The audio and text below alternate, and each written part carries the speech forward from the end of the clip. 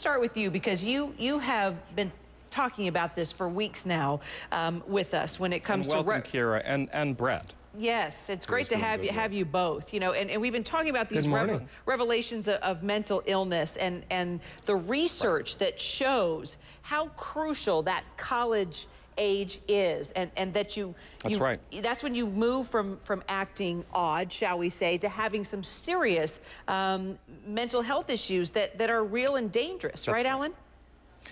Well, certainly in the case of Loughner. Now, there are many different mental health issues we need to deal with. But with Loughner, who seems, with the caveat that we need to do further examination, to be suffering from a potential psychotic illness, the break is right at that age, late teens, early 20s.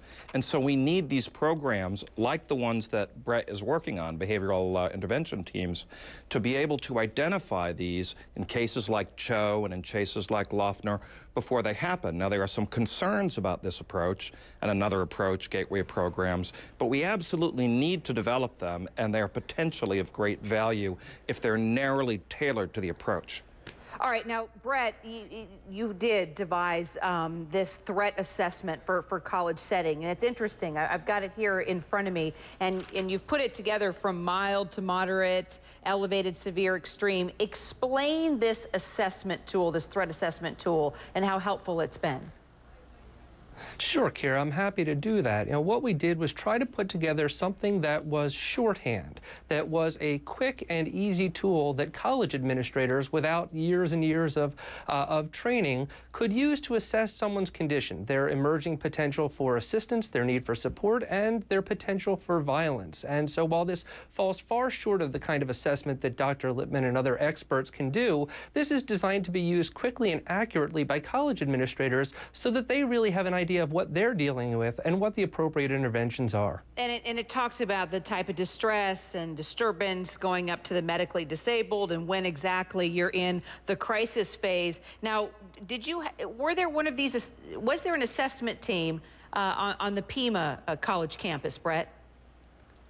Yes, absolutely. Pima had a behavioral assessment committee, which is another form of behavioral intervention team or threat assessment team that has become so common on college campuses now. And it was really by the analysis of that team and under that team's authority, the decision was made to suspend Loughner. So here's my question: why didn't that team? But let me ask Brett, Alan. You know, why didn't that team take it a step further, Brett? I mean, they made the evaluation. They realized that this was definitely a kid in trouble.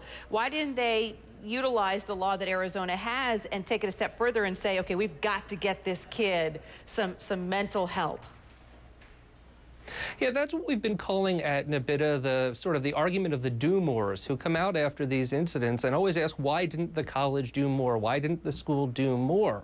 And I'd like to pause for just a moment and say that we believe at NaBITA that Pima did great. Under the circumstances, what they did was competent, it was more than adequate, it was reasonable action, and in fact, it did protect their community. Now, people are asking, with the benefit of hindsight, whether it would have been valuable to make a referral to the mental health community for Loughner. And of course, if there were clear predictors of violence, that should have been done. But we don't have any indications in those 51 pages that he was more than creepy and mildly threatening. And in those circumstances, colleges take reasonable action. Here, Pima actually suspended him, not permanently, but with the encouragement to go get a mental health clearance. So they did try to encourage him to access the system, but they didn't follow that up with a mandate. Now, some campuses would have done that, others would not have.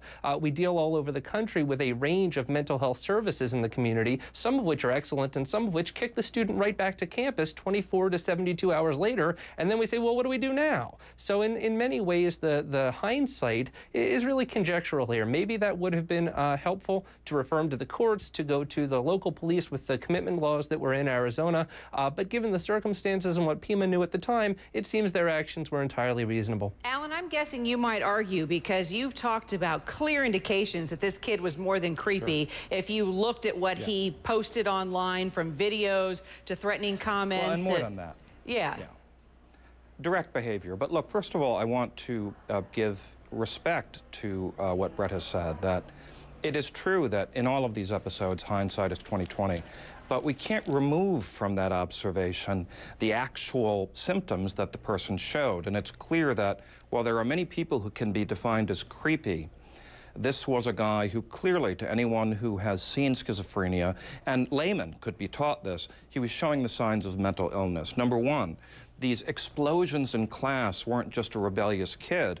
He was saying random, out-of-control, delusional statements that any teacher could be trained in, for example, a gateway program, are absolute signs of delusions. He was saying that the CIA was listening to him and that his mind was being controlled. Classic, indisputable, unavoidable, clear to the layman signs of schizophrenia. He went through a psychotic break which people witnessed at exactly the time when a person goes through a psychotic break. So my point is that it didn't take someone from Yale. Friends, family, students, a teacher was so afraid that if he turned his back, he felt Loughner would shoot him in the back. This was not someone who was seen as creepy. He was seen as a risk. Now, it is true that the college did try to do its job in removing him from the community, but since Arizona has this unique law that says any person, a teacher, an administrator, can refer them for a mobile assessment and involuntary commitment, this person showed such clear signs, indisputable signs of mental illness, indisputable to anyone who's done this work over 25 years, that this was a case where tragically it could have been stopped. Now, Brett, I'm with you. We won't get every one, and hindsight is 20/20, but foresight can be 20/20 if we teach people to see the basic signs and to know how to question, persuade, and respond. This could have happened here. The law was ready for it. Even the community center, the counseling center, could have used the Tarasoff law, so we had multiple ways of intervening. This could have been prevented. And bottom line, we need to understand. You know, it assumes yeah, Brett, we're going to have to leave it there, unfortunately. I think the points are well made. We, you know, all of us have a lot to learn and to understand more about mental illness and also knowing the law. Well, I appreciate you both, Alan Littman and Brett Sokolow. Thanks, guys, so much. Good discussion. You bet, Kara. All right. Starbucks coffee fans are